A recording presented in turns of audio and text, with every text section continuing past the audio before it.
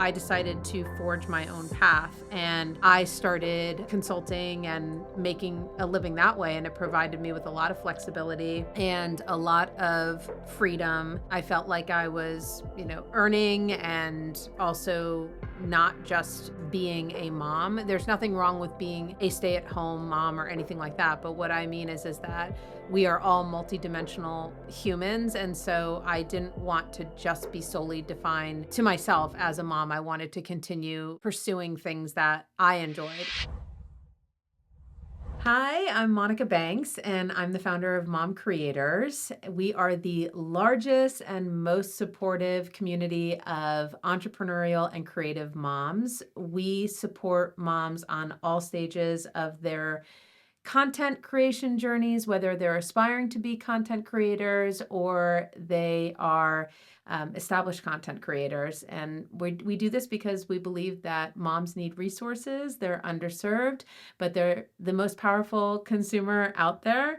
And many moms are looking for a flexible way to be at home with their kids while they forge a career for themselves and earn income and have a creative outlet. So that is the mission of Mom Creators, to help millions of moms thrive as content creators. Thank you so much for taking the time to come on. I'm very much looking forward to this conversation because we met briefly because I worked with you at one of your events, and I heard you speak for the first time, and I was really looking forward to the conversation because you said some things that I found really intriguing, and we were talking beforehand because we're kind of in the same industry, just slightly different lanes, and I know my part of the industry really well, but I don't understand your part of the industry, and I was like, I can't wait to pick her brain about her part of the industry.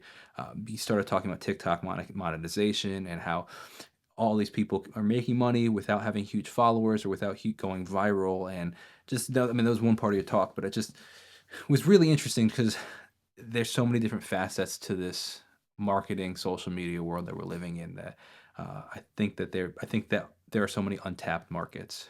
Yeah, I think one of the biggest misconceptions that I've come across with any kind of person that wants to get into the creator economy, it doesn't necessarily have to be a mom. Though certainly, that's the audience I serve, so that's who I'm mostly speaking with. Is that you have to be an influencer to be a part of the creator economy, and that couldn't be further from the truth. And the problem is that with that misconception, then comes the idea that you need to chase these vanity metrics like number of followers, going viral, that type of thing, cheating the algorithm. Um, that is actually, personally, I think going in that route will not set you up for success. Some people have had luck, getting success from dancing around in front of a camera. Personally, I don't think that that is a sustainable strategy or something that really, more importantly, brings any value into the world. So what I teach and what I preach is really more about content that serves an audience, and also, so if you're an influencer, how can you help people through your influence? And if you're a content creator, how can content is the vehicle, but how can you help through that content? And yeah, and the other part of it too is that with the creator economy, there are many different avenues that you can take. You don't have to be in front of the camera. You could be behind the camera. You could be an editor and all those type of things. But you could also be creating digital products like courses, or you see a lot of people creating just simple PDFs on how to solve a very basic problem. Again, you're serving through that content, and people are making, a lot of ebooks, those type of things. People are making a lot of money through those things. They're helping people, but they don't necessarily have thousands or, millions of followers or anything like that. Yeah, it's very interesting. I also liked how you described and broke down the creator economy because people assume the creator economy is just the creator, but there are so many different facets behind it. Like you said, the editor, the videographer, the people that post the content. Like it is interesting, all encompassing when you think about it, how many people are involved in the creator economy. But I want to hear, can you break down what Mom Creator the company that you run, Mom Creators, Mom creators, yeah. is can you break that down? What exactly is the company? How does it function and work? What's the behind the scenes of it? So in 2014, I really actually in 2010, I had my son, and I knew that I did not want to be going back to a 9 to 5 job, commuting every day. But I also did not want to really disregard my, my career. I didn't want to disregard my in creativity and skills and that type of thing. And so I decided to forge my own path, and I started consulting and making a living that way, and it provided me with a lot of flexibility and a lot of freedom. And I felt like I was, earning and also not just being a mom. There's nothing wrong with being a stay-at-home mom or anything like that. But what I mean is that we are all multidimensional humans. And so I didn't want to just be solely defined to myself as a mom. I wanted to continue pursuing things that I enjoyed. And so I started my company, and as I started to build my company out, throughout my entire journey, and I've started now multiple companies before I got to Mom Creators, I had so many moms come up to me saying, "How did you do this? How did you do this? Like, I want this for myself. I want flexibility. I want freedom. I want to be able to stay home. I don't want to work for someone else. I don't want to put my kid in daycare or whatever." Some moms, that's what they want to do, so that's fine. But there were many moms coming to me, seeing what I had done, and were curious about it. I would get emails, not kidding you, as my company started to grow, about once a week, at least. That would be from a mom who said, "Hey, I saw you on social media. I'm just curious, if you're looking for any moms to help you with content and everything like that." And it was almost always the same kind of format. And so in 20 January of 2022, I got on TikTok, and I said, "Hey, I have so many moms contacting me asking me how to create something for themselves in the creator economy. And I know that a lot of brands want to work with moms just based on my experience. So if you're interested in this, in forging your own career path and being a creator and all that, hit me up." And it went viral, and I was like, "Holy cow!" I thought I knew that moms wanted help, and then I realized, wow, they really really need help. So the way that we work is we support moms in all stages of their creator journeys, and creator. As I said, creator can be all encompassing, and it doesn't necessarily just have to be an influencer or even like a user generated content creator, anything like that. You could be an editor, you could be a social media marketer, you could be what I call an operator. We work with a lot of moms who are not necessarily in front of the camera. They're representing other moms, so we have, for our beginner moms and moms who are aspiring to be creators, we provide a lot of resources, education. We obviously have our community, both online and in real life events. Then we have for creators who are growing, ongoing support from our community. Different, I have a Substack where I'm just constantly providing, like, here are different paths you can take, here are different ways that I've monetized, etc. And then for our more established creators, because we have some creators who are like, borderline celebrity or mega influencers, we represent them, we manage them. So we basically take all the unfun stuff about being in the business of being a creator, like the negotiations, the outreach to brands, just the daily tasks, and we take that all off their plate and act as their business managers. So as I said, that we really are split up to serve moms based on where they are in the journey. And we have a very active Facebook group. And we have, obviously very active um, social media channels. And so, I mean, all in all, I think we're just above 80,000 moms right now in Wow. the community.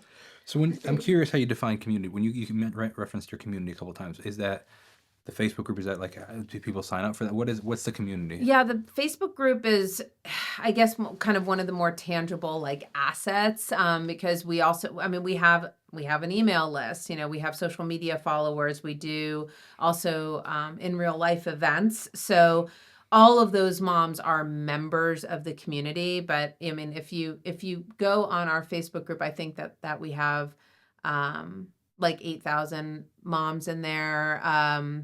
But those moms have Facebook, and we found a lot of moms like aren't on Facebook. Maybe they're just on TikTok, or maybe they're not on social media at all, and they want to create in a different way.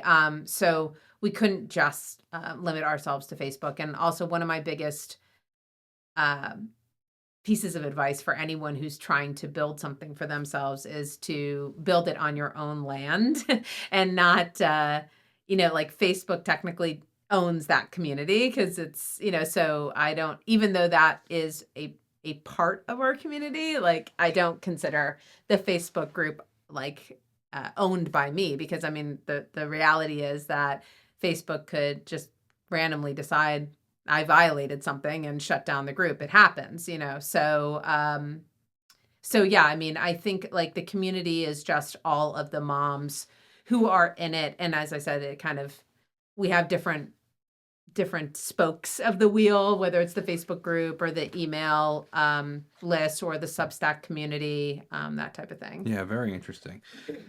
So I want to talk about the connection between businesses and the creator. So if I'm understanding, I actually didn't realize you do the management as well, which is pretty interesting.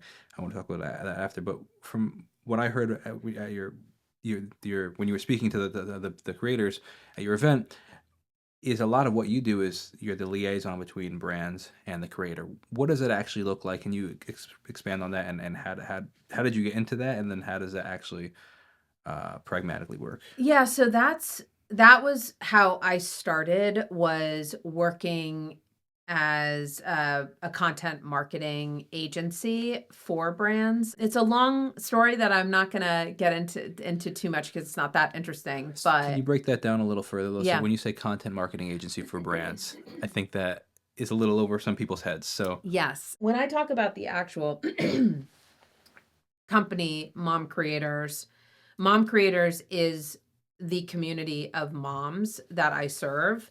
But Mom Creators didn't, I got on TikTok in 2022, but I didn't really even make it its own company until 2024. Before I started Mom Creators, I founded a company called Goo Goo Guru. Goo Goo Guru is a company that serves mom focused brands, and we help them with content marketing, which typically involves either UGC, which is user generated content. And just to be specific about what that is, it's content creation, but it's different from influencer marketing because it's just the content creation. It's not somebody pushing it out to their audience. so with the UGC, they would just create the content and then just send it back to the company. That's right. Yeah. So Oh that wow, they could very use it for interesting. Facebook ads, their website, email So there's marketing. no pressure of having to perform well or anything that. Yeah. And that's why so many moms have gravitated towards UGC, because How do you even get involved with that? Like, is it just like a modeling agency? We just if you look the part kind of thing, or no, because a lot of UGC is, you don't even have to show your face or anything like that. It's it could be it's really more so user generated content.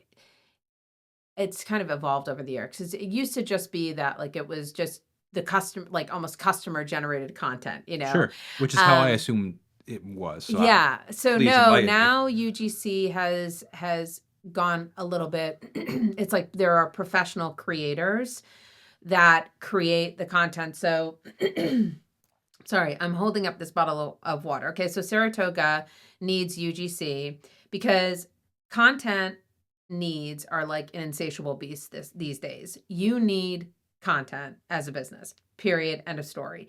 And most business owners can't keep up with the amount of content that they need.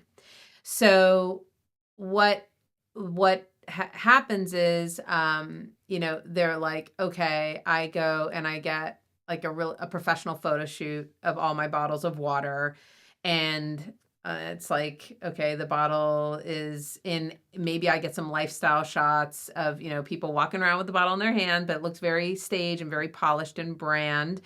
And then maybe I get some products on a white background. It's like very, brand forward professional content. However, that is really not, over the years with the surge of social media, the content that sells these days. If you are on Facebook or Instagram, what you see is more user generated content. It doesn't look as polished. It doesn't look as brand produced. It looks like it was produced by a real human customer using that product. And people tend to see themselves in that type of content much more than they would brand content, which is more, again, more kind of polished and professional commercial use type of content. So this whole UGC movement really started coming up over the last, I want to say, like 2021. And I remember I got on to TikTok and I started talking about UGC to people. And I said to all these moms that were following me on TikTok, I'll never forget it. I said, you guys, you don't need to have a huge following to make money as a content creator. And all the time the comments were how, and people would say to me, now meanwhile at this time I was earning as a content agency, so I definitely I knew it was true, and people were coming at me in the comments like, you're so full of it, you Sure. only have like 1,000 followers, why should we listen to you? And it's like, like people still were just so trained to think that the only thing that was important was number of followers. That's the only thing that gave you any kind of like expertise for some reason, is the number of followers. It's total BS. We have brands that we are working with right now that are paying creators $5,000 a month, $25,000 just to get a huge library of content that they can use, that looks real, that they can use for ads, website, their social media feed. And yeah, we have so many D2C brands, which are direct to consumer, for those who don't know. People who don't necessarily sell in a different retail store or sell on Amazon. They go directly for their consumer, right? And that's who they market to and everything like that. They don't necessarily, maybe they find success in influencer marketing, but a lot of them are just skipping the whole influencer marketing side and said, I'm going to get a really phenomenal piece of content and I'm going to put it on Facebook and I'm going to put money behind it to target it. And that's where they're seeing, and you play, if you play game apps on your phone, that's all UGC. You see people doing skits and stuff like that, and I mean it's not created by the brand, and that's what makes it different. So I know you focus primarily on mom creators, but you really piqued my interest because I'm a professional content creator. Like I've been doing this Yes. for so, like, how do I get involved in UGC? Yeah, I mean, well, I think, as we were talking before this just about like the how local businesses are hidden gems, and something I've been preaching about for years now. Every kind of business needs content, and they don't necessarily need influencer marketing. And I think a lot of times, there's like an education piece too, like the brands definitely, or the small businesses, the businesses across America, whatever, they all know they need the content. They don't necessarily know if they need influencers or not. Yeah. So, going in there and saying, hey, you need content, you want beautiful content for your feed. One thing I always recommend, so the way that I'll tell you how I tell moms how to get into UGC, but for for small businesses, if you're approaching small local businesses, which I think is like a huge thing, is to have an example, like to say like, oh, look at all of the content I created for this business. So again, that they can see the quality of your work. And wouldn't you want this? And here I'm going to give you what we call at my company a capsule approach, which is like people, if you go to like a clothing store, they have like wardrobe capsules, like, where it's like a bunch of things that you can purchase, like a capsule collection, like the long time, evergreen type of pieces. And so we talk about capsules for content. Like you want to have close-ups of the content, you want to have somebody using the content outside, using the product outside, you want to have you want to have this kind of like set list of things that you can reuse. You want video and you want photo, and you want to be able to use them in different ways. And so if you can show a brand like, hey, I'm going to give you 25 pieces of content and you're going to get so much mileage out of this content. And you can use it and you can put text over it. You can put trending sounds to it, whatever, like, you can do 7-second videos. You can do something longer. You can voice over, like, it's just really empowering for them. So as far as pitching, I would give them that education that, like producing social media content for them doesn't necessarily have anything to do with like influencer marketing. Cause I do think that there's still like people think social media and they connect it with influencers, and that doesn't need, that's not true at all anymore. For somebody who's trying to get into UGC, as I said, it's like for me personally, when I've done it in the past, like local businesses are great. You can go and you could even just to get started, get your feet wet, you could try a barter thing. I was explaining to you that I'm a big beer drinker. So I went to a local beer distributor here and I said, hey, I'll create, if you want to give me some beer, I'll create some content for you. Win-win situation. I get my beer, they get their content. So certainly, my daughter is, when she was 9 years old, she went to a toy store, like a small mom-owned toy store in Huntington, New York. And at the time, she was obsessed with fidget toys. And she went into that store and said, hey, if you give me some fidgets, I will create content. Now and what I, say to my mom is like, I'm not expecting you guys to work for fidgets or anything like that. But what I'm telling you is that even my 9-year-old daughter could go into a store and say, give me some fidgets, I'll give you some content. And it was like a no-brainer. So I think that if there are things that you're buying and spending money on anyway, that you could maybe do a little bit of a barter when you're getting started, that's a great start. Otherwise, there are now tons of UGC platforms out there. No matter what you do, the number one thing I say is start with things that you're already using. I say this about TikTok Shop. I say this about any kind of content creation where you are creating something where you're having to kind of like sell make appealing content about a product or service or whatever. The authenticity comes through if it's true.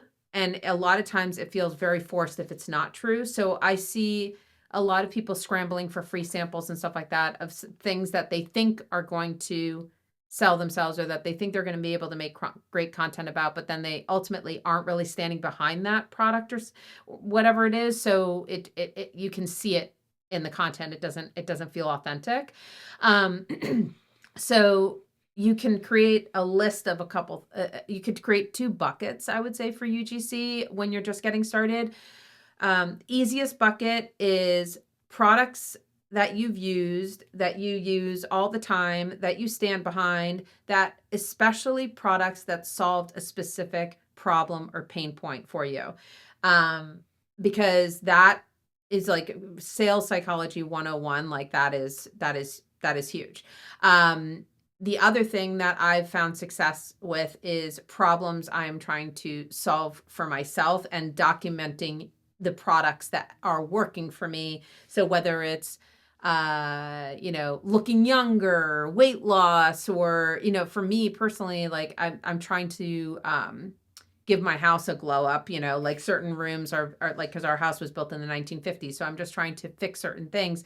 And so I'm documenting the products that I'm using for that. And that's a really good start for anyone, just to get, if you've never done content creation before, start with what you have, focus on things that have solved a problem, think about past versions of yourself like that had a problem to solve that you've already solved, and go from there. As I said, there are platforms like Join Brands. They focus on Amazon products.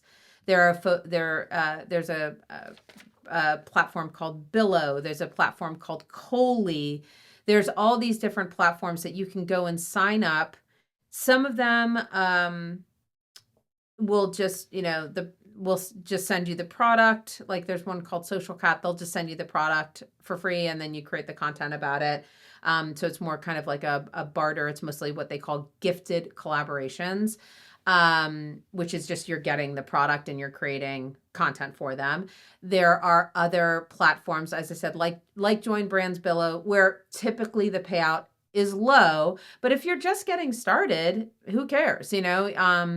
I did just to, because I only like to talk about things if I've actually tried it myself. So I did the Billow platform, and I went on there, and the product selection was interesting. It was very much, I got selected for I think it was like some sort of supplement that helps with gut health. And I got the product in the mail. I got the creative brief, which is basically the instructions on what I'm supposed to do with the content. So first of all, I was like, oh, okay, this is not what I thought I was signing up for, because you they were really got specific with the brief, which, by the way, if you're a brand listening, don't do that. Let creators be creative, because like being too prescriptive can actually create crappy content. And when I realized that they wanted me to like come out of the bathroom and pretend that I had just gone to the bathroom kind of thing. And I'm like, oh God, do I want my likeness all over social media looking like I just, did a number two? Like, so I got that. I'm like, oh God. But I had to create the content. I had to send it in. And I think the payout for that particular product was like $35. So I would say, not big money, but again, if you're just starting out, you can join a bunch of those platforms and sometimes you'll get free product, sometimes you'll get paid. But it's a great way to build your portfolio and get paid to build your own portfolio. Where you're, like Coley, I think, and there's another one called Incense. Like those have higher payouts, where you might be getting paid $100 or $200 to create a video.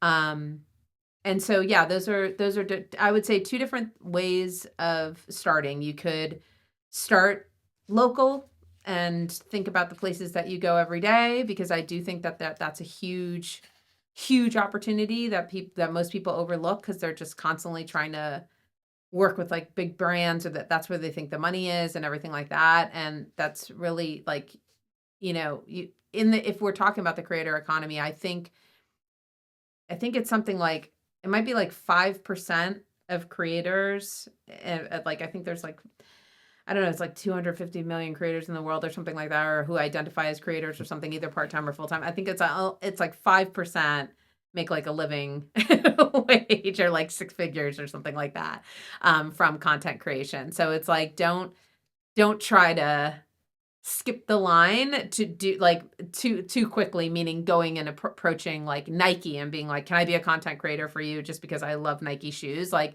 instead, develop your craft, um, and start off maybe with some of the smaller platforms, get your feet wet, understand what kind of content creation you enjoy. Like maybe you don't want to do video, maybe you want to do photos, maybe you don't want to do that at all. Maybe you want to just do written word. That's, like there's Substack, there's newsletters, there's stuff like that that you can also um, earn money from creating. That doesn't have to be like video or whatever. But even for video itself, there's all different sorts of video.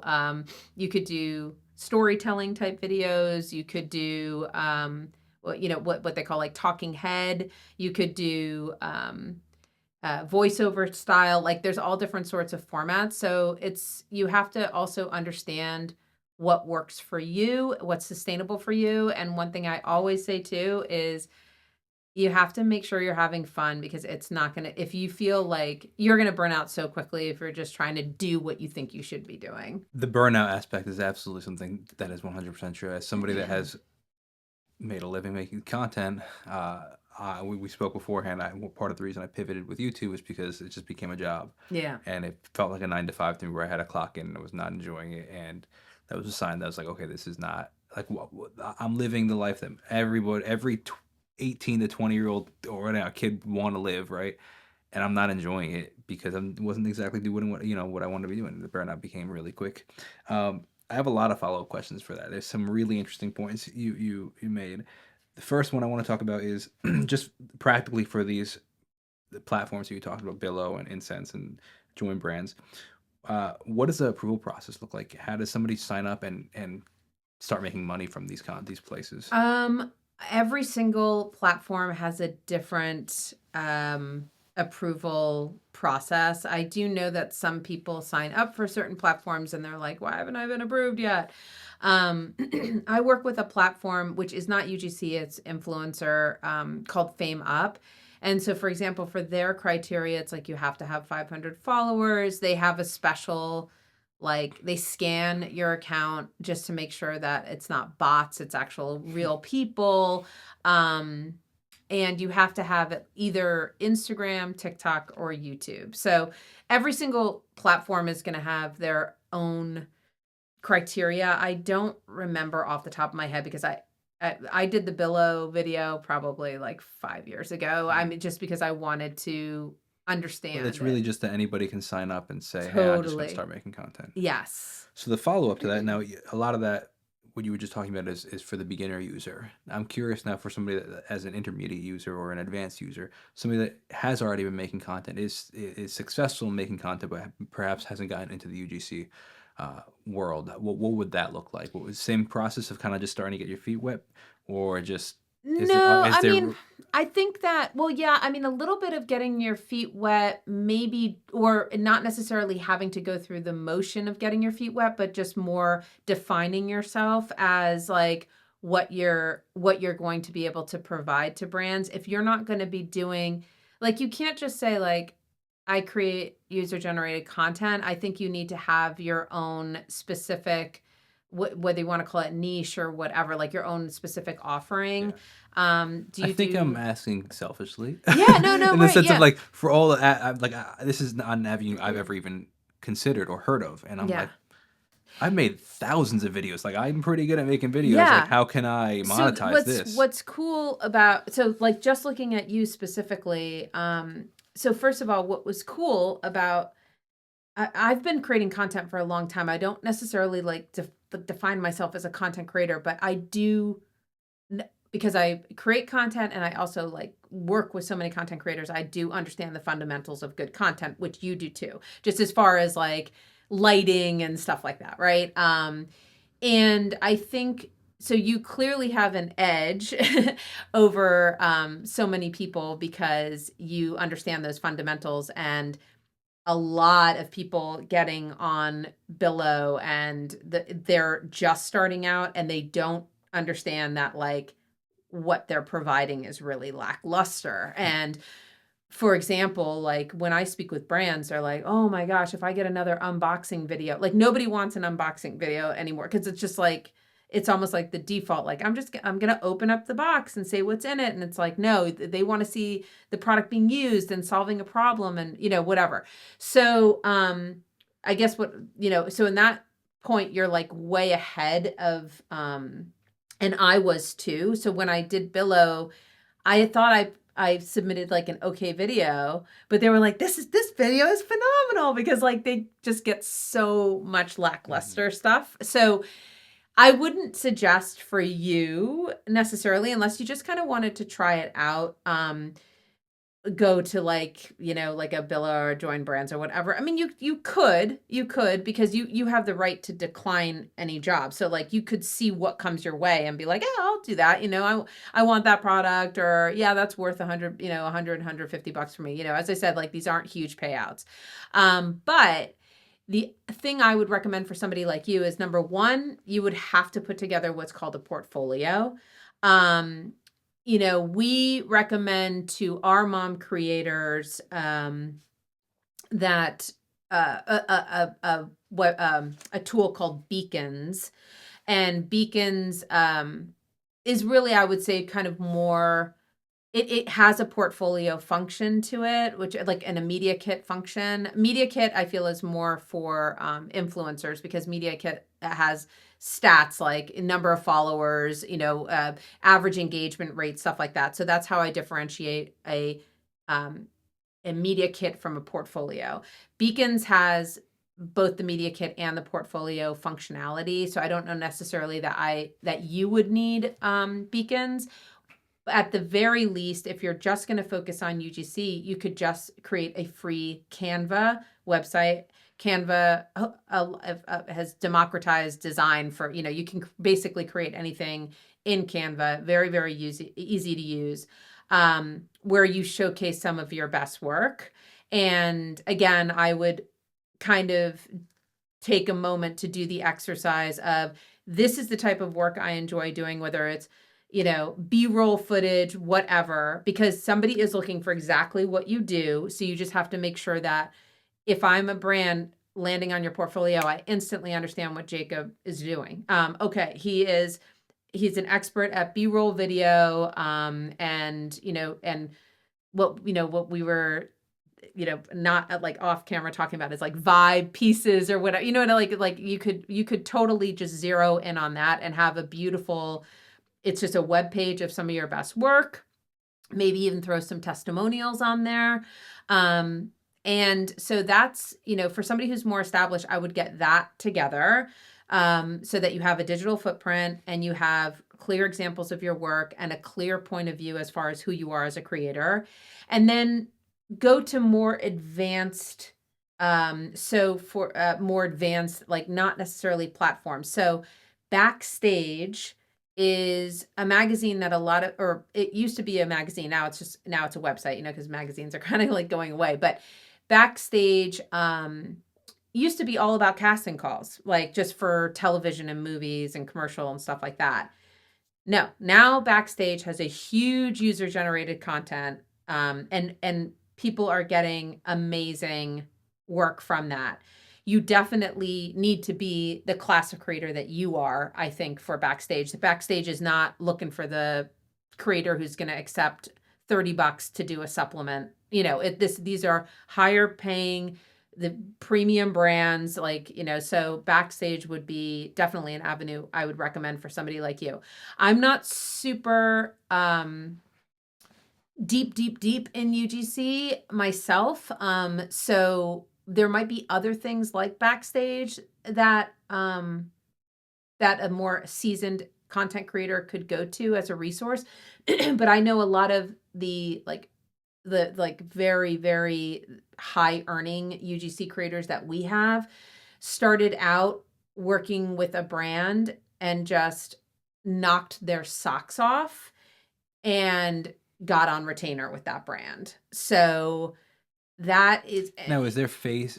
Do they become the face of the brand, or is it just it more of really like their hands depends. and? It depends on the product. Yeah. We have a lot of moms, for instance, that do not want to show their faces on social media, don't want to share their children's faces on social media, and that's and that's there's plenty of work out there. I've had this idea for a long time, and I find it, you're the perfect person to speak to about it. That I think that a really interesting avenue for small businesses is the face of the brand agency. So, like for example, like I could go into this small business and be like, "Hey, look, you need social media.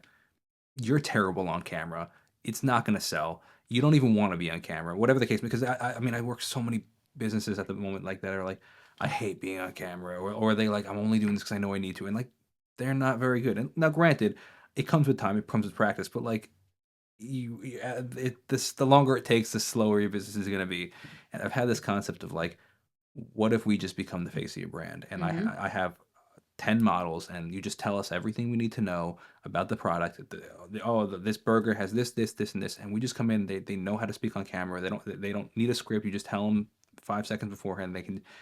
But then every month they come and they're an employee almost, like just like how all these the successful restaurants, like you see Louis from Rob Keys and everybody knows him, and like he's just the face of Rob Keys, and so many Yes. other employees. But like you could sub that out, and I think Yes. that that would be really interesting. Like, I don't know, face of the brand concept. Yeah, and a lot of people don't want to be the face of their Yeah, brand. absolutely. I mean, and not because necessarily that they don't feel like they're good on camera, but also I have 1,000 other things to do to grow my business and to manage my business and than to get in front of the camera. Yeah. I I'm a little bit different because I work in the world of content, so I kind of feel like I have to be on camera. But I speak with a lot of entrepreneurs who are like, I've got 10,000 things that I need to do, fulfillment, like wholesale relationship, like just so many things that they're managing. The last thing they want to do is get on and be the face of their own Yeah, it's brand. an interesting, what's it called? The gap in the industry where Yeah. we just say, "Hey, we'll come in, just tell us about the content. You don't have to do anything else. We'll come in, we'll film it, we could even post it, whatever the case may be." But Yeah. Well, it's funny that there's a creator economy. I guess I don't know if I'd still call them a startup, but they're a company called Stan Store, and what they are is they're an all-in-one kind of link in bio tool. So, like, what that means is that if you're on social media, you typically have a link, and most like only have space for one link. So you want like could you like without creating a full website, how do you represent all the things you want to talk about? And Stan Store is a solution for that. like And Linktree, I'm sorry, like like Linktree, Linktree, exactly, yes. And so so Stan did exactly what you're talking about. The founder of Stan, I think his name is John. He did not want to be the even though he is a creator and he has like a lot of TikTok, he didn't want to be the face of Stan. And so he hired I think they have someone new now, but he hired a woman named Lo, who was a very, very seasoned um creator and just knew how to connect with audiences and and she grew that account. And so she was the face of the brand. And I think that there's a huge opportunity for that.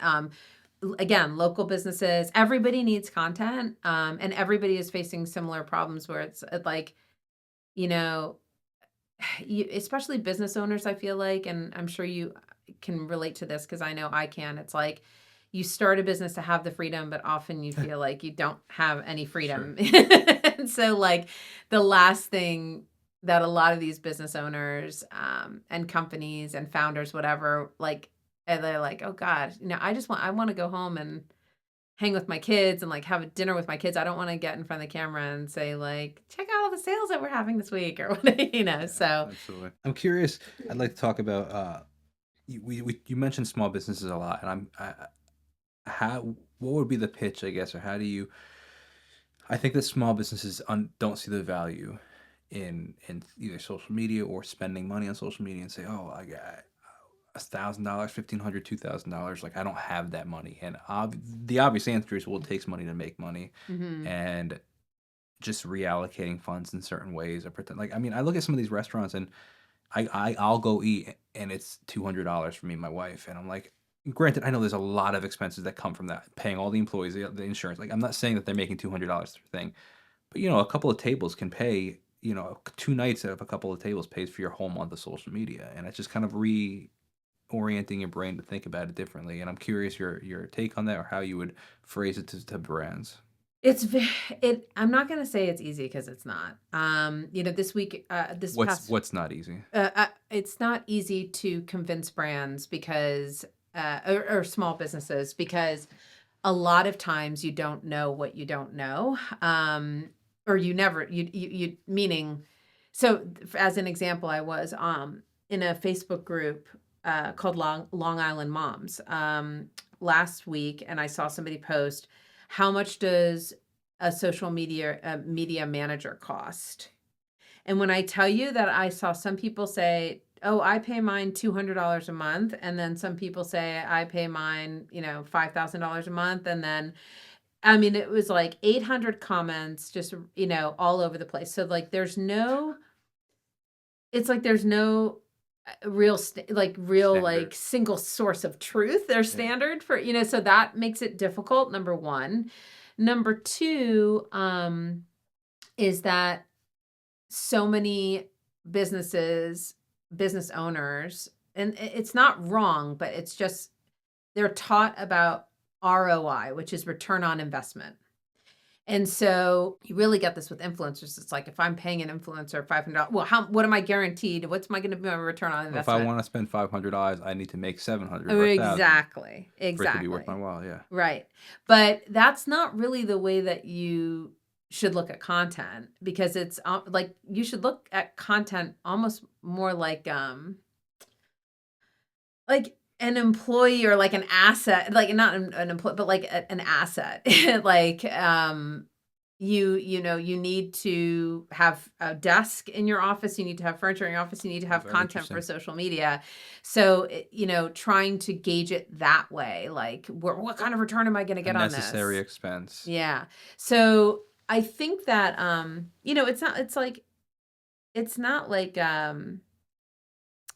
for pitching a small business, it's like, when you buy a painting for your home, you're not just sitting there like, what is this going to do for me? It's like, it brings you joy or whatever. And it's very similar to content. It's like, it's not, it is working for you, but in a different way than like, like an ad would or something like that. So the other part of it is that, um, and we talked about this before starting the podcast, was that, showing them all that they're getting, and also the fact that they can get so much mileage out of it. And that it's not a one and done type of thing. That's what's beautiful about owning the content as an asset. It's like, an influencer, they'll post once, and then that's, or maybe you pay them to post a few times, whatever it might be, that's it. That's kind of like a finite thing. Whereas investing into like beautiful content, especially for a restaurant, like appetizing content, etc., is just something that you're going to be able to reuse and reuse and reuse. It's some of the best content creators that I've seen. I always talk about this one woman, Meow Mix. She just posts recipes, nutritional recipes, and like, she'll do like, oh, here's McDonald's fries, but here's how to create McDonald's fries in a healthy way. She I would say maybe 2 months, 3 months, she just uses the same content over. Sometimes she shuffles the way that they appear in the carousel, so it looks like a different photo is first or something like that. So it looks different on the feed, but it's the same content over and over again. The thing is that so many new people are coming all the time to that account that they're not gonna and even if it's an old person, they're not gonna remember that you used that photo 3 months ago. Nobody cares that much. I mean, everybody's attention is so limited these days. So, I think by helping brands understand that what they're getting, when you're pitching them, um, is really, really important, and doing it in a coaching way, because again, like, they don't know what they don't know. They probably know they need content. Maybe they think they need to work with influencers. They don't even maybe know about UGC. Um, and so helping them understand, like, hey, did you know you can like have beautiful content for your feed? As far as like, what to price it as, I always, when you're going and pitching brands, first of all, like my mantra is always think about what's in it for them. Do not think about what's in it for you ever. Always think about them. Look at like do your research. Look, okay, first of all, follow them and like, actually like make the effort. I hate when people go and pitch brands and they lie and they're like, I've been a fan of your brand for years. It's like you're not even following it, like whatever. So like follow along, whatever. Look at their past. Like I there's a guy named Justin. I'm forgetting his last name, but his account is called Creator Wizard, and he talks about pitching brands. And I thought this was such a genius thing that he recommended. He's like, go on their feeds and see what they did at the same time last year. So did they have a big Mother's Day? And try and go before that happened. So let's say I look at July and I see that they had a big 4th of July sale. Okay, so hey, XYZ brand, are you planning on doing a 4th of July sale again? Because I can help you with some incredible content, showing your products with, streamers and red, white, and blue balloons or whatever it might be. But like, showing that you have done your research, that you've looked at what they've done in the past, and that you're offering to basically help them do what they've done and make it better. So coming to them with a bit of a strategy and doing the thinking for them, so they don't have to do such a mental leap of like, what do I need this for? Oh, you did a 4th of July, thing. You did a back to school thing. You did this, you did that. Are you planning on you did something for Valentine's Day? You're a flower shop. Do you want to get some content all ready to go? Absolutely beautiful for Valentine's Day. And have that ready 6 weeks for Valentine's Day is even on people's radars. Like I can do that for you now. So that's one way that I thought that was very smart recommendation from him, is to like, look what they've done in the past and come for that. For me, I've always said you have to be, very specific with your pitch, come with clear ideas. Again, avoid the mental leaps that the brand has to make so that they understand what you're bringing. Again, seasonal or some sort of like time of year content's a great way to come in. But it has to be like, like, here's what I'm doing for you. It's not about like you. And then as far as the pricing goes, people will like experts on the creator economy will tell you to charge whatever you want. I personally don't believe in that. I think that it's kind of like when you did like when you solved a math problem as a kid and the teacher would be like, show me your work. I always like to be able to defend my rates. So if you're just starting out in UGC, go on job sites like Indeed, or go on like contractor sites like Fiverr or Upwork, and see what hourly rates are, right? Or just Google it. Like ask Gemini or ChatGPT, what's the average hourly rate for a content producer? And, for a social media manager, like hourly rates like could range from like $35 an hour to $50 an hour.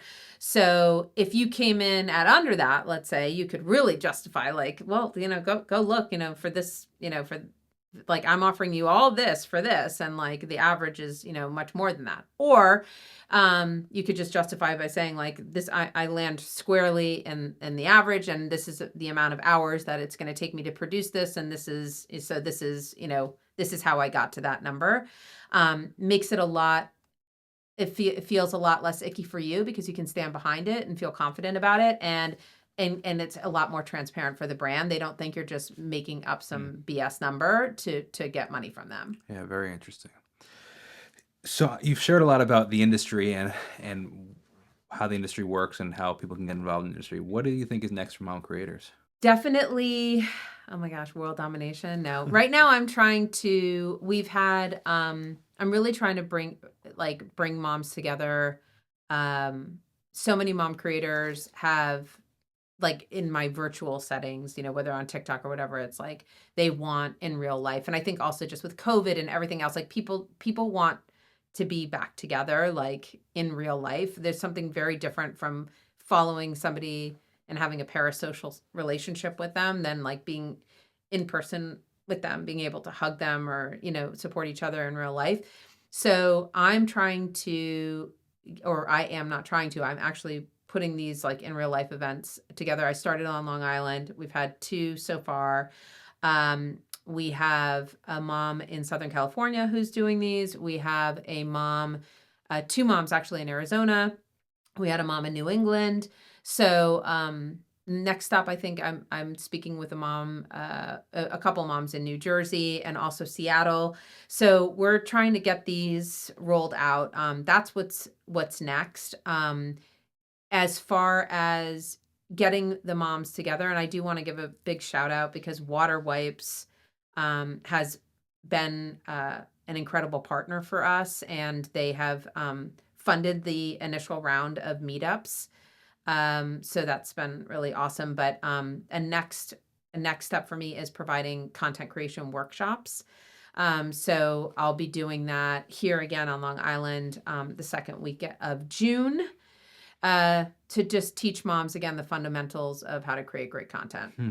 Very interesting. Like practical, this is how you do it kind of thing. Yeah, but with my spin, which is like coming to it with a service mind instead of like, you know, if you come to it with like I need to make content because I need to make money, like that's okay that you need to make money. I'm not saying that that's wrong, but it's going to be a lot harder Just for you. slippery slope too. Yeah, because you're going to be coming from a place of Oh, yeah. desperation. And like, if you believe in this stuff, like the It's law of also harder attraction. to sustain Yeah, exactly. because you'll do things you don't like doing, and it's not fun. 1000%. You got to Absolutely. come from it. Like, if you come from it, like, I'm doing something, I'm putting something out in the world that's good and that's helping people, the money will follow. I Yeah. guarantee it. So the last question, or second to last question, because I asked everybody the same last question. The last question that I have for you is related to. Let me give it a little backstory. I'll kind of phrase it in a question for myself, but it's kind of guided toward like the general creator in general. So I managed a small farm for many years, and I still grow a ton of food for my family and stuff. That's awesome. And I have an Instagram account. So what I ended up doing is because I realized that I enjoy creating content, and I realized the value of content creation monetarily in the sense of like we spoke about, like the sponsorship I have from my main YouTube channel. And I realized when I stopped making music, I stopped making content and I stopped generating income. And I had this pretty substantial following that I was like, I'm just leaving on the table. I'm like, this doesn't make sense for me to leave on the table anymore. Like, there's a lot of followers. There's like, I'm just moving on. I'm like, so then I started posting instead of so I don't do much music anymore, but I live a very homesteady kind of life where we make our own sourdough. I have our own garden. I do a lot. I make my own soap, like a lot of things at home. So I started just filming it all, and I started posting it on the main YouTube channel. I was like, you know what, this doesn't totally align with what I've had done and what I'm doing. So I created a new one. But the point of that is like now all of that's being posted there. How would somebody like me or like any other content creator that has a specific niche, which is called like mine is like modern primitive is the name of the channel, but like Love it. it's all that like homesteading stuff. So how would somebody in their niche, whether it be homesteading, whether it be jewelry creation, whatever the case may, what's the step for them to monetize their content? Where they're not like at a million followers, so it's not like they have a huge following, right? They have a couple thousand. They're getting 100, like hundreds to thousands of views per video, a couple random virals here, right? They're like an average creator. I guess maybe above average because average is like 500 followers, right? But like, what's their story? That's their story. I mean, if you're just starting out, again, like different from you, so I'll address you, but like because you're more seasoned, and I think you have a different angle there. But like if you're just starting out, I think again, like kind of looking at what you have and what you're using. That's like what's like your must-haves for that content. So if you have like some sourdough starter kit that you purchase, I don't know, like, but and creating like some really great content around there, around that, tagging the brand, making sure you're getting on their radar. Mm. Um, I had here's just as an example. I love reading. I'm a chronic reader, but I only read nonfiction. I read a lot of personal growth stuff and stuff on like whatever you want to call it, supernatural, new agey kind of stuff. And um, I started creating content about a book I read, and out of the blue, HarperCollins, the publisher, contacted me and they're like, "Oh, we saw that you are creating content about this book, and we'd love to like work with you," kind of thing. Um, so there's that, and I think a lot of people don't even understand that. Like, again, brands are desperate for content. They want like authentic content. So Mm. that's a great way that you can just like get on the radar. But you have to, again, like make sure you are following them, make sure you're tagging them, make sure that you have an email address. Like, that's like the biggest thing. Like, put your email, like, make sure I can contact you, because brands will try to contact you. If they don't see an email address, maybe they'll try to DM you. Maybe they'll go into your hidden messages folder, depending on what, Sure. like, and so then you don't even know they're there. Like, you have to make it easy to contact you. That's probably the number one biggest mistake of creators, period, is that they just think that the brand is magically going to be able to figure out how to Mm. contact. People don't have time. If I can't figure out your email address, I've moved on to the next person that maybe I didn't want to work with as much as you, but I can't figure out how the hell to contact you. So that's how, like, if I were a beginner, those are some of the basic things I would do. And again, like, maybe I'd start with some of these platforms and see if there are products that I could apply for that are adjacent to what I'm doing, and that would naturally integrate into the content that I'm producing. Um, if somebody is a little bit more advanced like you are, and um, you have the proof that you've done this before and you've done it well, because you've grown your YouTube channel to 100,000 subscribers, like, I would contact, I'm just making this up with the sourdough starter kit, right? But I would contact that sourdough starter kit brand that you use. And by the way, I don't even know if there is a starter kit Sure. brand. Maybe there is, maybe there isn't. But anyway, you contact them and you say, "Hey, I'm Jacob.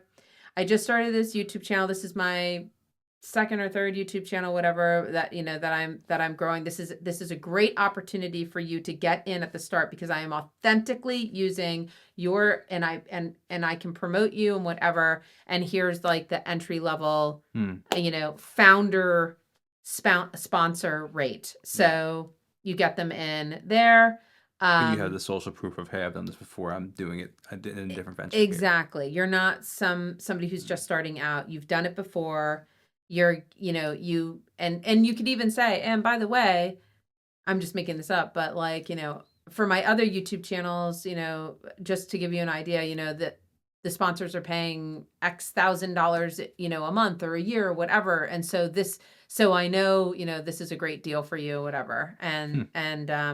And see, I like to, date a little before I propose. So like, I like to get on the radar of brands, let them know what I'm doing before I don't like to pitch slap people and just like immediately like contact the sourdough company and be like, "Hey, pay Oh, me." so like post about them before even Yeah, paying. like Yeah, more, yeah. yeah, more, yeah. Build some sort of relationship so Yeah, they just a know who little, you just are. get Yeah. on their radar, let them know that you're actually using the product, you're a fan, Hmm. maybe they'll reach out to you first, which is great. I call it POP, position of power, in terms of negotiation. If the brand reaches out to you first, then you're in the position of power. If you reach out to them first, they're in the position of power. As far as the negotiation goes. So like, trying to just post about them organically, just get on their radar and let them know that you are producing this. And because I think that that's the thing, is like, you're so far ahead. Your content is beautiful, I Thank know. you. And so it's like, I'd be a fool if I were a brand that like sees this incredible content, high quality, you're authentically using it, and you are offering me an entry level rate to come in to this new Venture. YouTube. Yeah. Yeah, yeah. Very interesting. Yeah, I've been looking forward to this podcast because, like I said, I've been looking forward to picking your brain just on all this stuff, and it's such an interesting industry, and again, it's becoming more and more vast, and just like again, I've been doing this for a long time, and I know a lot about it, but I'm realizing more and more there's so much I still don't know, and it's insane. Like I had no idea that people were getting paid just for making content and not even posting it is crazy to me. Yeah. I'm like, I don't know. I'm really intrigued by that because I'm like, I don't need to, but like, I don't know. It's just, it takes, because from somebody that's had sponsorships and has gone that route, there's a lot of pressure of like, I really want to make sure that this performs well for the sponsor, like, and like, I don't know, it's just like this contract pressure of like, if this doesn't perform well, maybe they won't hire me in the future. I don't want to burn this bridge. I don't want to do anything about that. If I could just make the content because I like making content, like that's a pretty cool gig, man. I Yeah. don't know. It's just sparked in me. And you are light years ahead Oh, of so thank you. many people. So I think it's a great opportunity for you. I definitely think you should check out Backstage. And if I can think of any other, I have a list of platforms I put together, so Oh, cool. I can send it to you so you could check it I out. appreciate that. Thank you. Yeah. The last question I like to ask everybody is, being you've been doing this for a while, what is something that you know now in your career that you wish you knew when you first started out?